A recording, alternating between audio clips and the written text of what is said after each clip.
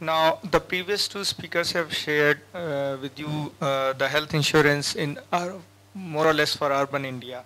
As he already shared that the cost for reaching a patient in rural India is much more than the premium which you expect out of him.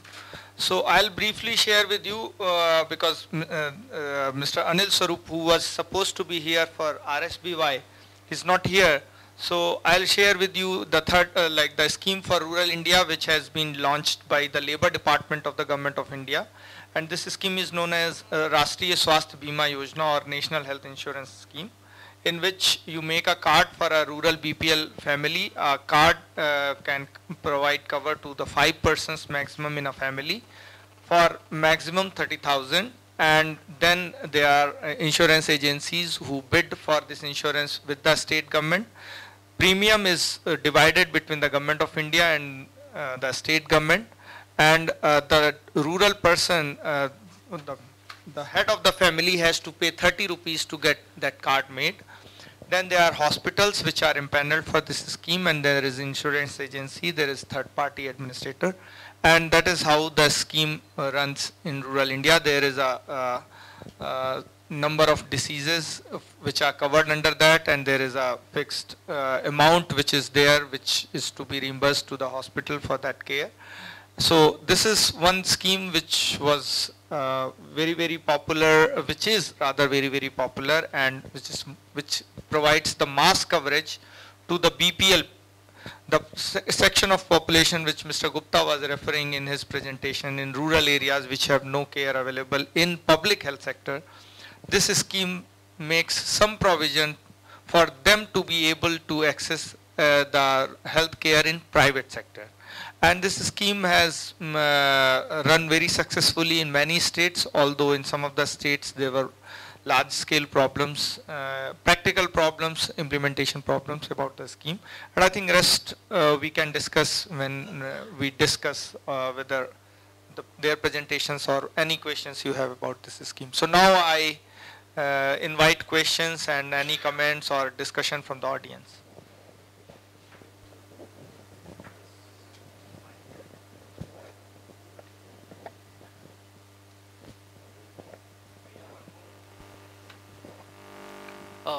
Hi, my name is Kiran. I have a question for both the panelists. This is in regard to fraud in the country, provider fraud. With health insurance, is that one of your key agenda items? And how do we ensure that providers aren't skimming off the top, submitting the same bills, overpayments? There's a whole, because we don't have standards as such, right? I mean, everyone says we use ICD-10 and all that, but I think only the insurance companies really know whether people are using it or not. So how would, what are your thoughts? Sir, before you answer that, may I request Dr. Rajendra Gupta also to join the panel, because there may be some questions for him as well.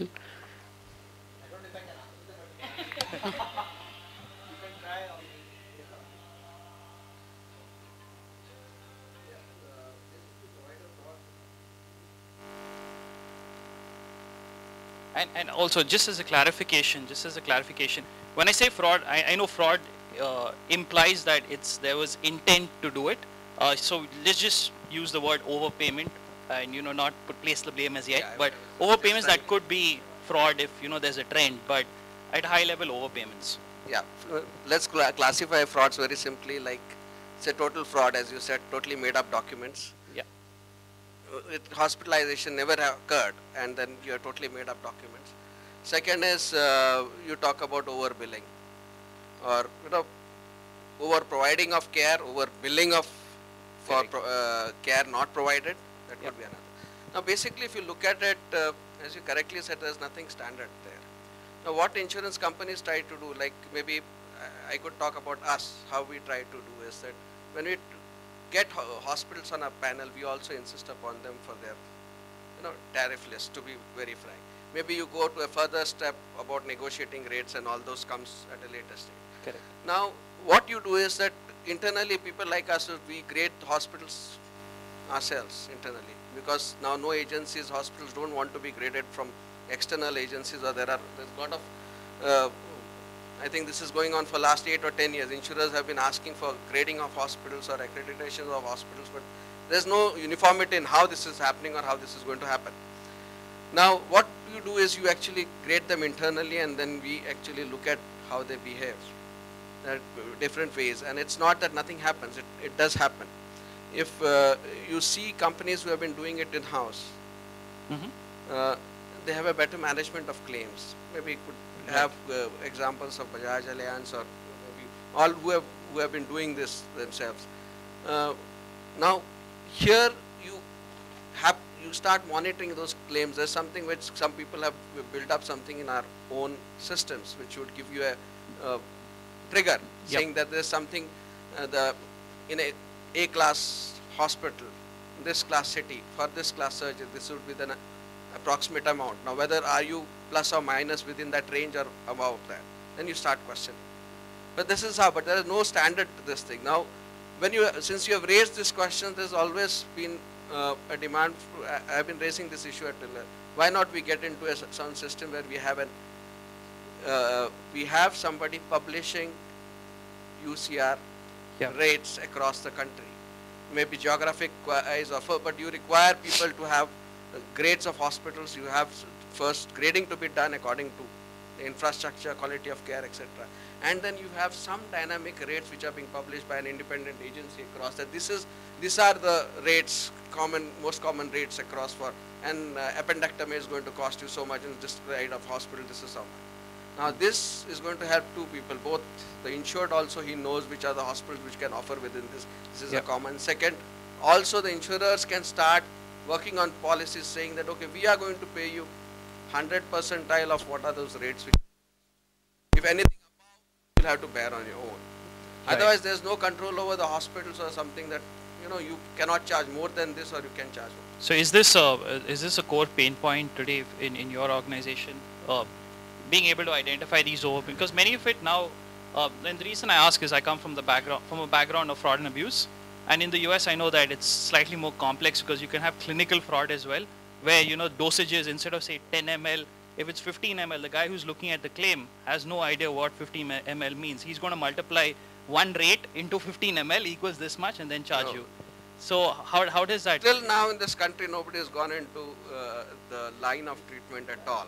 Got it. I think nobody has gone into the line of treatment or suggesting whether this line of treatment was good or not. I think that's come into some different forums where people have talked about different industries. I think it was FICCI where we had got standard treatment guidelines being made, and then we thought about how do you get this to implement. But there was a medical fraternity which said why not insurance companies implement it. I was very much against it, saying that it's not the job of insurance companies doing it. Medical fraternity themselves have to come forward and talk about minimum standard SDGs or whatever you want to. Right. I think it's not something that an insurance company is supposed to. I see. Thank you. I'll just add a couple of points there. Sure. Sure. I'll just add a couple of points there. One is with a network hospital, you have much better control because you have a tariff list available, and now the industry is moving towards a package rate. That means if I go for a surgery, it will cost me X amount. So with the package rate, there are less chances of a fraud. If you move to a non-network hospital, what normally every insurance company runs on is a RNC, which is a reasonable and customary. What it says is this specific condition at this location will cost you this much. So there are enough controls available. Believe me, in terms of a fraud, if we are really looking at from a customer or a member perspective, what we try to eliminate is we do an underwriting at the point of sale. So there are all PDs, which is pre-existing diseases, gets identified upfront itself. When you move on to the provider side, we always prefer a network to be available because that's more controlled. It's a rate which is known. It is a negotiation which you have done. It's beneficial for a customer as well. The moment you go on to the reimbursement side, then these areas they come in. But just extending on to the part which you said, whether it is a 10 ml or 15 ml, believe me, when there are two set of people who normally work in a claims division, and I'm handling the claims division as well for Maximum Power. The first set of people who actually scrutinize the claim, they would not know that 10 or 15 is right or not. But if there are cases wherein you expect certain things which have been identified, it goes to the next set of people which can really criticize it or which can look at it with a different eye, saying whether 10 is right or 15 is right. Right? And There's no standard. I completely agree with him. There's no standard. It doesn't say that 10 is right or 15 is right. So are you saying that there are like pharmacists and things like that that are looking at this stuff? or- Absolutely right. I see. Okay. There are certified doctors. There are people who have been into the insurance company. Right. And there are certain clauses. There are certain repositories which every insurance company works on Okay. to find it out whether this claim is right or not. Got it. And I'm not saying with confidence that 100% of the cases we are able to do it. Otherwise, fraud department would Correct. probably dismantle as an organization. Correct. Thank you But very much. There are many cases. Right. It's easier to say that whether 500 gloves are required Yeah. or whether the specialist visits for one particular day exceeded 20. Yeah. It's easier to question that, but you can't question whether that line of treatment was correct or not. Yeah, no, I think the point I was making wasn't medical, because I know as soon as you shift on to medical necessity, then it's a completely different ball game. But I think as long as it fits within that is correct. Right, right. Divya, I need your permission to ask a question the panelist rather than answering. Should I? Yeah, thanks.